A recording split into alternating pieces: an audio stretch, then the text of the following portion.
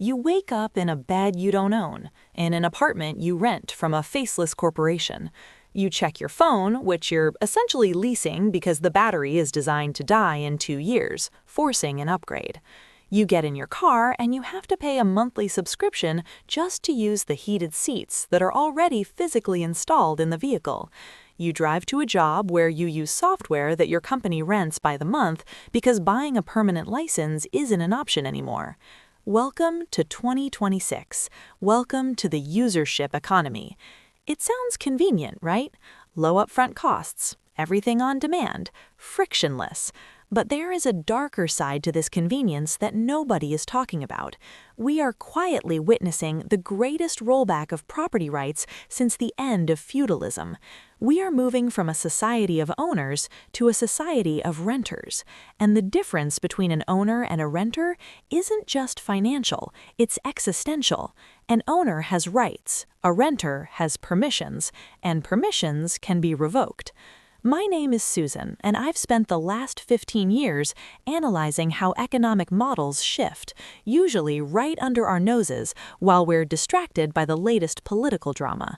If you've ever felt like you're paying more every month but actually keeping less, like your life is a series of subscriptions you can't cancel, subscribe and like this video. It helps us break through the noise.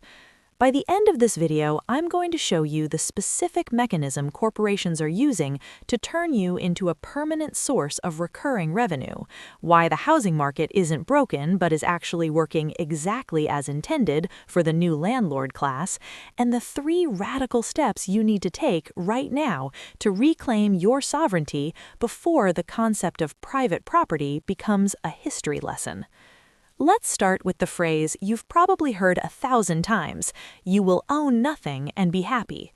People meme it, people call it a conspiracy, but strip away the internet hysteria and look at the business model. It is the holy grail of modern capitalism. If I sell you a toaster for $50, I make money once. You have the toaster. If it breaks in 10 years, maybe I sell you another one. That's a terrible business model for Wall Street. Wall Street hates lumpy revenue. But if I can rent you a toasting service for $5 a month, I make $60 a year. In 10 years, I've made $600 from you for a $50 appliance. And the best part? You never own the toaster. If you stop paying, I turn it off remotely. This is rent-seeking in its purest form, and it has infected every sector of the economy. Let's look at the housing market first, because this is where the war on ownership is most visible and most brutal. In 2020 and 2021, while you were locked down, investment firms were raising billions of dollars. Why? To buy single-family starter homes, not apartment buildings, not commercial skyscrapers, the little 3-bedroom ranch in the suburbs that used to be the cornerstone of the American middle class. They bought them by the thousands. They paid all cash. They waived inspections. They outbid regular families by 20% because they weren't buying a house to live in, they were buying a yield. To a family, a house is shelter and a savings account. To a hedge fund, a house is a bond that pays rent instead of interest. And the best part? You never own the house. If you stop paying, they raise the rent. If you can't pay, you are ruthlessly evicted. By 2030, institutional investors are projected to own 40% of all single-family rental homes in the U.S. Think about the implications of that. We are creating a permanent renter class. If you can't buy a home, you don't build equity. If you don't build equity, you don't have a nest egg to pass down to your children. You don't have a buffer against inflation. You are exposed to rent increases every single year for the rest of your life. I know a woman, let's call her Brenda. Brenda is 68. She rented her whole life. It's cheaper to rent, she told me in the 90s. I don't have to fix the roof. And she was right, mathematically, for a while. But now Brenda lives on a fixed income of $2,200 a month from Social Security. Her rent just went up to $1,900. She has $300 left for food, medicine, and utilities. If she had bought that small house in 1995, her mortgage would be paid off. Her housing cost would be property taxes and insurance, maybe $400 a month. She would have dignity. Instead, she has fear. Ownership isn't about getting rich, it's about cost control. It's about locking in your biggest expense at today's price so that 20 years from now, inflation can't touch you. But the corporate world has realized that if they let you own things, they lose their leverage. Look at the automotive industry. It used to be simple. You bought the car, it was yours. If you wanted to modify it, fix it yourself, drive it into the ground, that was your right.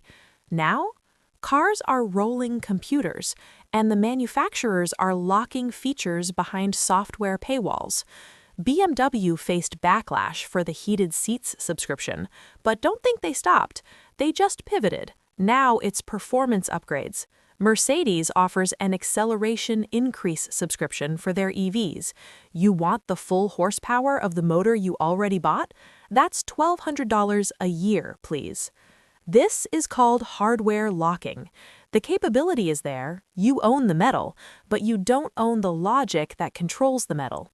You are renting the functionality of your own property, and if you stop paying, they downgrade your car over the air. Or look at John Deere. Farmers, the most self-reliant people on earth, have been fighting for the right to repair for years. Why? Because they can't fix their own tractors. The software locks them out. If a sensor breaks during harvest, they can't just swap it out with a wrench. They have to wait for an authorized technician to come out and unlock the software. It's a tether. It keeps you dependent. This brings us to the psychological trap, convenience. The usership economy is sold to us as freedom. Don't be tied down. Subscribe to your life. Live anywhere. It sounds great when you're 22. You subscribe to Netflix, Spotify, Uber, Blue Apron, Rent the Runway. You own nothing, carry nothing. You feel light. But fast forward to 35, you realize you've spent $200,000 over the last decade on services, and you have exactly zero assets to show for it. You have nothing to sell if you need cash. You have no collateral to borrow against. You have been a conduit for money. It comes in from your employer and goes out to the subscription services. You are just the pipe, and the pipe is leaking. Let's do the math on the subscription bleed. Take two people. Person A subscribes to everything. Person B buys everything. Person A leases a car for $600 a month. Over 10 years, they spend $72,000. At the end of 10 years, they have no car. They have to keep leasing. Person B buys a 3-year-old car for $25,000. They drive it for 10 years. Maintenance costs them maybe $1,000 a year. Total cost, $35,000. Person A spent $72,000. Person B spent $35,000. That's a $37,000 difference.